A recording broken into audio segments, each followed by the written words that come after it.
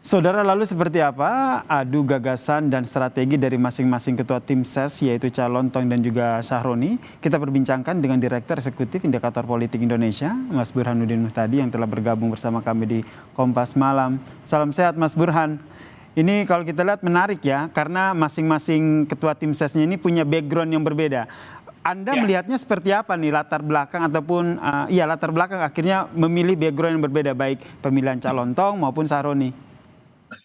kalau Sahroni mengapa dipilih sebagai ketua tim ses RK Suswono, saya kira mudah sekali ya buat kita untuk menebaknya. Pertama, Sahroni beberapa kali terpilih sebagai anggota DPR dari Dapil Jakarta.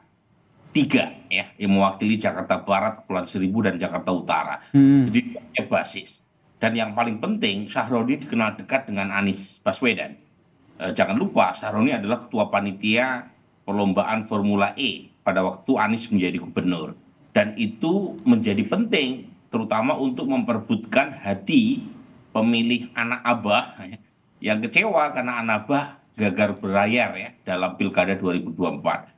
Dan terakhir, Sahroni adalah bendum Nasdem.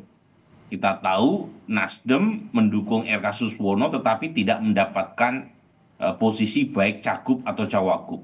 Jadi dengan menarik Sahroni diharapkan loyalitas dan komitmen Nasdem untuk all out membantu RK Suswono.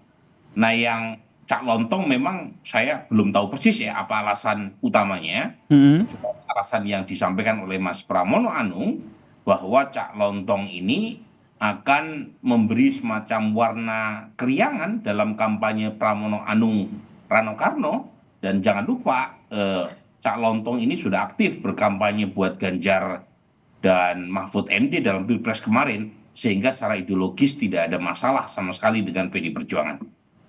Oke, ini dua alasan ya yang tadi Anda bahas terkait dengan kenapa akhirnya dipilih Calontong maupun dari Sahroni. Yang menarik tadi ketika suara dari pendukung Anies Baswedan begitu, anak Abah begitu. Apakah ini juga masih ada potensi dari Pramono Rano? Karena kalau kita lihat Pramono Rano juga sempat punya kedekatan. Kalau kemarin kan sempat ada pertemuan tuh dengan Anies Baswedan.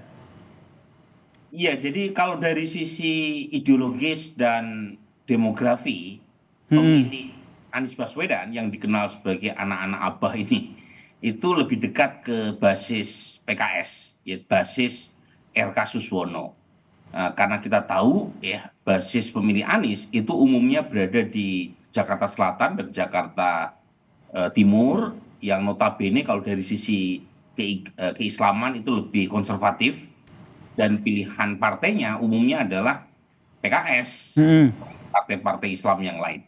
Nah, ini lebih dekat ke RK Suswono. Tetapi dari sisi politik ya hari ini itu anak-anak Abah terutama yang aktif di media sosial itu lebih terrepresentasikan oleh posisi ideologi PD Perjuangan yang sama-sama berada di luar pemerintahan dan sama-sama tanda kutip ya di luar dari radar atau galaksi kekuasaan. Nah, jadi tergantung Hmm. dari sisi mana kita melihatnya, apakah dari sisi ideologis ataukah dari sisi Oke. politis, itu tergantung aspirasi atau preferensi masing-masing. Heeh. Dan tadi kalau dijabarkan lebih banyak pendekatannya itu Sahroni begitu, dalam artian hal-hal yang akhirnya membuat kenapa akhirnya RK dan juga Suswono memilih Sahroni. Namun kalau kita melihat Calontong ini kan seperti yang disampaikan oleh Pramono begitu, ingin membentuk sebuah politik yang riang gembira begitu. Pesan yang Anda tangkap dari masa kampanye nanti dengan membawa Calontong yang merupakan seorang komika ini nanti akan seperti apa jika nanti bertarung begitu dengan Sahroni yang tadi seperti Anda sebutkan? Sebenarnya kalau ketua tim sukses itu tugas utamanya kan bukan vote getter ya. Mm-mm. Ketua tim sukses itu manajemen partai, termasuk juga memastikan sumber daya dan sekaligus kampanye itu berlangsung sangat pas dan tepat sasaran. Jadi urusannya lebih ke manajemen dan organisasi kampanye. Tetapi kalau misalnya ada ketua tim ses yang juga punya posisi sebagai vote getter, Mm-mm. itu bagus sebenarnya. Nah, sepertinya untuk Cak Lontong itu diposisikan sebagai vote getter. Mungkin ada orang lain di luar dari Cak Lontong yang mengatur lalu lintas dan manajemen kampanye di Mas Pramono Rano Karno. Karena kita tahu Mas Pram kan relatif telat ya masuk dalam pertarungan. Jadi diperlukan nama yang relatif dikenal oleh publik dan nama itu adalah Calontong. Jadi menurut Anda ada man behind-nya lagi nih di balik tim ses dari Pramono dan juga Rano ini ya? Dugaan saya Cak Lontong tidak disibukkan dengan urusan manajemen kampanye. Jadi dia diposisikan sebagai penarik perhatian agar bisa mengatrol popularitas Mas Pram secara lebih cepat ya. Karena kita tahu waktunya tidak panjang untuk sampai tanggal 27 November, less than 3 months, dan karenanya perlu orang-orang yang dikenal oleh publik untuk kita mengerek elektabilitas Mas Pramono Anung. Meskipun tentu kita perlu buktikan ya, apakah itu punya dampak elektoral atau tidak. Nah itu sebenarnya pertanyaan saya selanjutnya, karena kalau kita lihat terkenal oke lah, Calontong ini terkenal, tapi kalau untuk DKI Jakarta sendiri kan nama Sahroni ini kan juga tidak bisa dianggap sepele begitu. Iya betul, nama Sahroni tidak bisa dianggap sepele ya, karena kita tahu Sahroni terpilih beberapa kali sebagai anggota DPR, dan yang paling penting Sahroni itu punya kedekatan khusus dengan Anies Baswedan. Dan PR buat RK Suswono sekarang kan menarik perhatian pemilih Anies Baswedan. Nah sementara untuk Cak Lontong memang dia terkenal sebagai komika, tetapi kalau ditanya ya dalam survei-survei siapa artis atau aktor yang dianggap paling didengarkan oleh warga Jakarta, influencer gitu ya, itu yang paling tinggi Najwa Shihab sebenarnya, bukan Cak Lontong gitu. Jadi tapi lagi-lagi mungkin pertimbangan lain ya, karena Cak Lontong sangat dekat secara ideologis dengan PDI Perjuangan sehingga Mas Pram memilih beliau sebagai ketua tim ses. Kemudian pengaruhnya ke elektabilitas nanti Anda membacanya seperti apa? Karena kalau kita lihat ini dua background yang berbeda begitu, bisa dikatakan bertolak belakang, baik itu Cak Lontong dan juga Sahroni. Saya belum punya surveinya, Yasir, jadi saya tidak bisa mengatakan efek elektoralnya. Tetapi yang pasti yang paling utama sebenarnya bukan ketua tim sesnya, tetapi produk yang dijualnya, produk tanda kutip ya. Jadi sangat tergantung oleh satu masing-masing calon gubernur atau wakil gubernurnya masing-masing.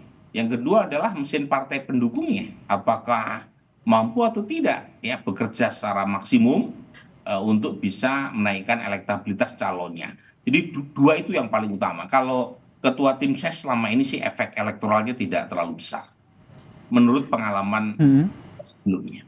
Nah, oke, terakhir nih, Anda membacanya akan seperti apa nanti pola kampanye ke depannya, baik dari Pramono Rano maupun RK Suswono ini? Nah ini kali pertama ya, dalam beberapa pilkada terakhir di Jakarta, kita tidak punya calon incumbent yang maju lagi. Berbeda dengan misalnya 2017, saat itu Anies Baswedan melawan incumbent Ahok. 2012 Joko Widodo melawan incumbent namanya Fauzi Bowo ya, dan dalam dua pemilu sebelumnya dua-duanya dua incumbent kalah, yang menang adalah newcomer challenger. Nah sekarang tidak ada ya, tidak ada satupun incumbent karena Anies Baswedan tidak mendapatkan tiket untuk maju. Nah ini yang menyulitkan terutama buat masing-masing calon dalam memberikan diferensiasi dibanding dengan incumbent, karena tidak ada incumbent yang maju lagi. Nah, Ridwan Kamil tidak bisa disebut sebagai incumbent. Beliau tidak pernah menjadi gubernur di Jakarta, tetapi setidaknya dia dianggap mewakili dari arus kekuasaan yang sekarang sedang memerintah. Nah, pertanyaannya bagaimana ke depan? Nah, tentu saja sangat tergantung oleh satu kelompok programatik. Ini menunggu nih tawaran apa yang disampaikan oleh para calon. Nah, sejauh ini Yasir, itu tawaran-tawaran program yang disampaikan oleh ketiga calon itu sangat sporadis. Kita belum mendengar blueprint yang utuh, yang komprehensif. Memang ada pernyataan misalnya dari RK terkait dengan ketua RW masing-masing mendapatkan jatah 100 sampai 200 juta. Kemudian juga ada usulan program dari Mas Pram kepada ketua RT atau misalnya Dharma Kun dan seterusnya ya. Tetapi itu tidak kita lihat Oke. baiknya secara menyeluruh dan bagaimana cara mewujudkannya. Nah, kita menunggu itu semua. Ya, kita menunggu ya, jangan sampai nanti ke depannya kampanye-kampanye itu bukan hanya harus, kita berharap ini jadinya adu gagasan ya, adu gagasan yang konkret dan tidak hanya menjual gimmick begitu ya. Kita nantikan bersama nanti dinamikanya akan seperti apa di Pilkada Jakarta. Terima kasih Direktur Eksekutif Indikator Politik Indonesia Mas Burhanuddin Muhtadi telah bergabung bersama kami di Kompas Malam. Salam sehat Mas.